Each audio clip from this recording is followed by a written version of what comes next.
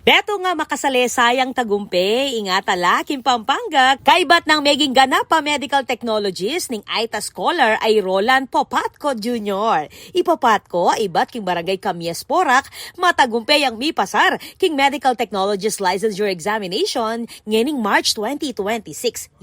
Ingpe ka mo munang Aita king lalawigan, meging lisensyadong medtech.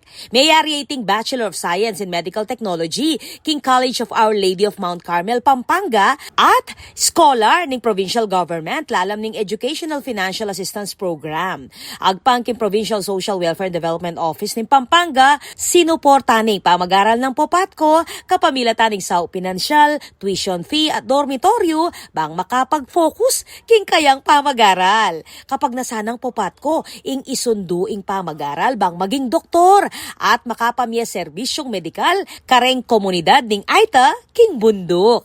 Balaos naman ning suporta kareng Aita Scholars ning provincial government king pamanimuna ng Governor Liliananay Pineda at Vice Governor Delta Pineda bang adi na lang oportunidad ren kaya nakang katutubo na makayari king karelang pamag-aral. Ako po, Patricia Mamangon para king News Force Pampanga, balitang tutuking balen, susuyo.